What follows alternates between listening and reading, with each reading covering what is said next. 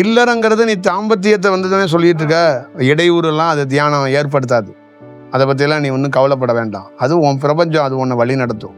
நீ என்கிட்ட இருந்தனா அந்த செக்ஷனை நான் வழி நடத்துவேன். அதை பற்றி ஒரு பெருசாக ஒரி பண்ணிக்காத. தாம்பத்தியத்துக்கும் தியானத்துக்கும் எந்த சம்பந்தமும் கிடையாது. அந்த தாம்பத்தியமே தவம்னு பார்க்குறவன் தான் நான். அது எப்பயும் போல் மனைவி குழந்தைங்களோட நீ வந்து உன்னோட பிரயாணத்தை நீ தொடரும், உன்னோட தியானத்தை தொடரும். அது உன்னை வழி நடத்தும். புரியுதா? இப்போ இல்லறத்தை விட்டு வெளியில் இருக்கிற கணவனுடைய இல்லாத இருக்கிற எந்த பெண்ணாக இருந்தாலும் நீ கவலைப்பட வேண்டியதில்லை. ஏன் அப்படின்னா ஒரு விஷயந்தான், உனக்கு அந்த காலகட்டம் வரைக்கும் தான் நீ இல்லறத்தில் இருக்கணும். அதுக்கு மேலே நீ இல்லறத்தில் இருக்க வேண்டாம். தனியாகவே நீ உன்னால் வளர முடியும் அப்படிங்கிற வாய்ப்பு அது பிரபஞ்சம் கொடுத்துருக்கு. உன்னை தனியாக வளர்க்கும். நீ அதுக்காக புருஷனே இல்லாதவங்க கல்யாணம் பண்ணிக்கிட்டு நான் அதையே தியானம்ட்டு அங்கே போகிறேன்னு சொல்லி திருப்பி வம்புல மாட்டிக்க வேண்டாம். அது ஒரு செயல்பாடுகள்.